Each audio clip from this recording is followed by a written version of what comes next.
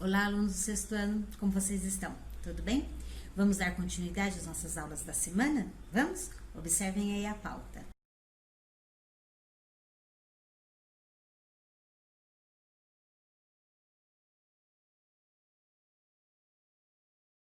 Pronto, pessoal? Então, vocês estão vendo que, a partir da pauta, que foi colocada, nós estaremos revendo e se produzindo textos. Revendo por quê? Porque eu já pedi para que vocês lessem com bastante atenção para que vocês realmente realizassem essa produção textual. De que forma? Finalizando o texto que foi solicitado. Então, antes disso, vem passando para vocês um pouquinho sobre esse gênero. Eu já expliquei anteriormente sobre o gênero texto teatral, e agora nós temos mais informações, que é sempre importante verificarmos o máximo de informações que nos são apresentadas referente a um gênero textual. Então, nós temos aqui, é muito comum associarmos a palavra drama a uma situação que nos deixa emocionalmente abalados, que envolve sofrimento e acaba nos comovendo. Isso já comentei com vocês também anteriormente. No entanto, em sua origem, a palavra drama significa ação, e era usada como referência à arte teatral. Assim, o que caracteriza o gênero dramático é a ação, encenação de um texto escrito. É como se os atores transferissem ação, ou seja, dramatizassem, encenassem as palavras escritas no texto. E é justamente no espetáculo teatral que o público assiste a essa arte, ou seja, a encenação, a dramatização dos atores. O espetáculo teatral é uma das mais antigas formas de expressão do ser humano, além de enriquecer a cultura de um povo ao reinterpretar peças antigas com técnicas renovadas.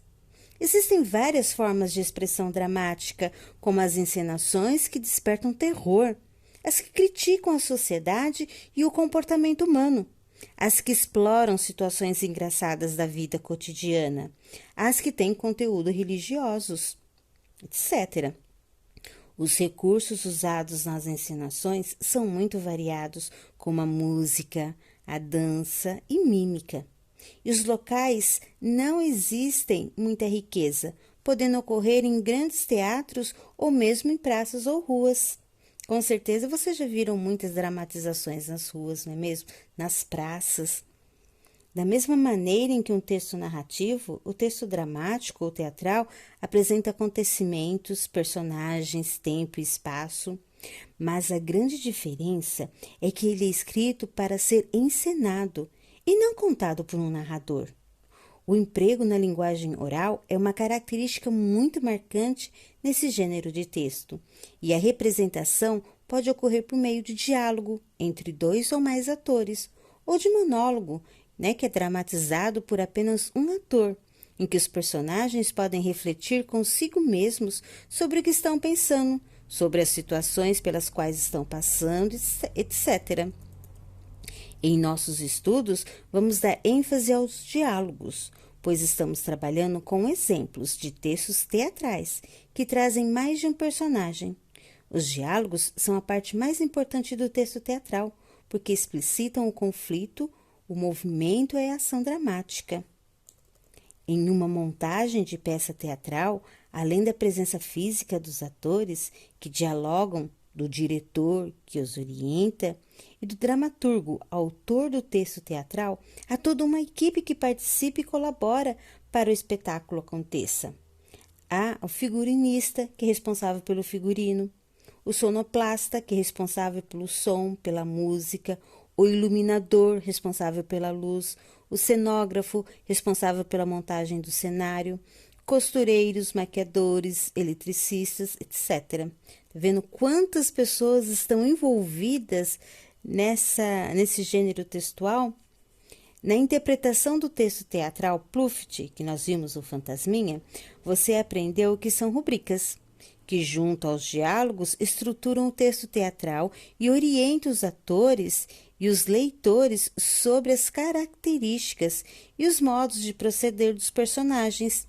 Por meio das rubricas, temos informações sobre a entrada e a saída dos personagens, a descrição dos lugares, a emoção e os gestos que os personagens devem representar, ou seja, são detalhes importantes e esclarecedores para todos os envolvidos na peça teatral.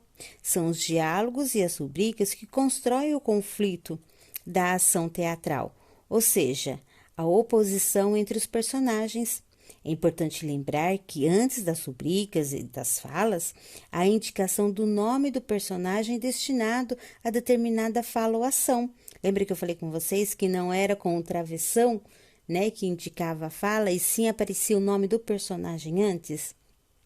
As peças teatrais geralmente são divididas em partes, chamadas de atos, que podem ser subdivididos em cenas, quando a peça é muito longa.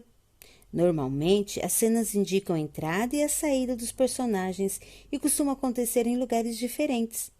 Na elaboração do texto teatral, é empregada uma linguagem de acordo com a época, o estilo, o público e as características regionais dos personagens, que podem apresentar traços de variação linguística. A maneira de falar dos personagens do teatro podem dar dica da região de onde elas vêm. Por isso, muitos autores usam variedades linguísticas específicas para criar a fala de certos personagens. É uma forma de caracterizá-los. Diferentemente dos personagens da narrativa de ficção, em que o próprio narrador os caracteriza, os personagens do teatro revelam suas características por meio de suas falas, de suas ações, dos comentários de outros personagens e até mesmo das rubricas escritas pelo autor do texto. Leia o que Sérgio Costa escreveu em seu Dicionário de Gêneros sobre a peça teatral e seus personagens. Então, nós temos assim: os diálogos são os que mais bem imitam as situações reais.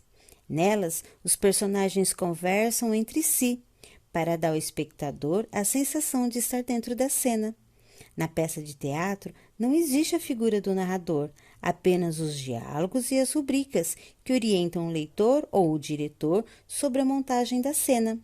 O figurino usado pelos personagens e a entonação da voz, por exemplo. A maneira como as coisas são ditas permite ao leitor fazer inferências sobre as características de cada personagem e compreender os conflitos da trama. Sérgio Roberto Costa. Então, Dicionário de Gêneros, né? Então, aqui ele explicou de uma maneira bem resumida, né, sobre esse gênero textual. E vocês tinham aqui o planejando. O que vocês iriam fazer nesse planejando? Vocês, é claro, leram, né, a peça aqui, A Aranha Cartomante. Ao ler essa peça, vocês viram toda a história, né, que eu não vou parar para ler toda essa história agora, porque para fazer uma leitura bem feita, eu precisaria de mais participantes para cada um fazer um personagem. Mas é claro que vocês já leram esse texto, né? Ao ler o texto, vocês puderam observar o quê? Né? O texto foi dividido em cenas e tudo mais. Vocês tinham que finalizar esse texto, isso mesmo, dar um desfecho ao texto. Mas foi solicitado para vocês darem assim um desfecho de um fato inesperado, né? Uma coisa que as pessoas nem imaginam que poderia acontecer, certo? Então, esse é o primeiro passo da produção textual de vocês. Depois de entenderem bem esse gênero, vocês não vão elaborar, inventar uma peça teatral. Vocês apenas irão fazer o desfecho dessa peça teatral. E para fazer esse desfecho, vocês tinham que tomar muito cuidado sobre alguns pontos importantes da produção textual. Então, aqui vocês tinham já algumas questões que já é direcionada para que vocês consigam montar corretamente o texto de vocês. Então, diz assim: a aranha consegue assumir o lugar da raposa? Como a aranha se comporta no papel de cartomante? Os animais confiam nas previsões da aranha? Ela consegue enriquecer como queria? A raposa retorna da viagem para assumir seu lugar novamente? Se a raposa voltar, qual a sua reação ao ver a aranha em seu lugar? Que lições a aranha e a raposa aprendem no fim da peça? Elas se dão mal? Repensem seus comportamentos. O leão, muito bravo ao descobrir que for enganado, toma que atitude? Que outros personagens mencionados no início da peça aparecem e em que momento? Eles procuram aranha? Sentem-se enganados? Ao final da peça, todos os animais vivem em harmonia na floresta? Siga as orientações para produzir seu desfecho. Aí você vai lá. O texto deve ser estruturado por meio de diálogos, né? Porque nós estamos falando de um texto dramático. Acrescente interjeições e locuções interjeitivas às falas dos personagens, a fim de mostrar seus sentimentos e emoções, não esquecendo que aqui entre parênteses, né? As rubricas. Nas rubricas, inclua orientações para a encenação da peça, escreva o ambiente, determine como deve ser a iluminação, o figurino dos personagens, seus gestos e suas expressões faciais. As rubricas podem aparecer entre parênteses, junto aos diálogos, ou em parágrafo separado, mas entre parênteses. Coloque o nome dos personagens antes de suas falas e dê dinamismo ao diálogo de sua história. Né? Então, aqui ele já deu o primeiro passo, que vocês devem refletir se realmente vocês colocaram todas as informações que precisavam ter dentro desse texto teatral. E depois aqui vocês tinham a revisão, né? Olha só como é uma coisa bem montada. Depois de dar todas as dicas de como o texto de vocês tinha que ser montado, agora é uma revisão. Agora vocês vão verificar se realmente esse texto foi montado da maneira correta. De que forma? Vocês vão observar, as palavras foram escritas corretamente? Os sinais de pontuação foram empregados corretamente? As rubricas e os nomes dos personagens estão com destaque diferente das falas dos personagens? As frases apresentam sentido completo? O desfecho está coerente com o fragmento apresentado? A raposa e a aranha receberam uma lição e repensaram suas atitudes? As rubricas estão de acordo com a cena e com as situações nas quais atuam os personagens? Os sentimentos expressos pelas interjeições e locuções interjeitivas estão adequados ao contexto? A linguagem está adequada às crianças? Os diálogos são dinâmicos? Né? Então, essa revisão, vocês têm que observar com bastante atenção se realmente constam no texto que vocês elaboraram. Depois que vocês observarem tudo isso, aí sim vocês irão passar a limpo e me enviar essa atividade, tá? É muito importante que vocês tenham feito isso, tá ok? Então, após essa lida, eu procurei dar um auxílio maior para vocês, para essa produção textual, a qual vocês precisam me entregar, certo? Então, façam isso nessa produção textual e em todas as produções textuais que são solicitadas a vocês.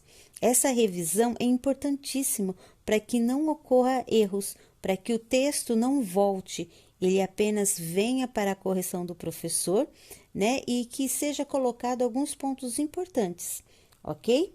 Deu para entender direitinho? Porque essa é uma produção textual que a gente vem treinando já, né? Desde o início do nosso ano, certo? Então, façam o texto com bastante atenção e me enviem, mas é importante que vocês enviem a produção textual, certo? Estarei esperando para corrigi-la. Até mais!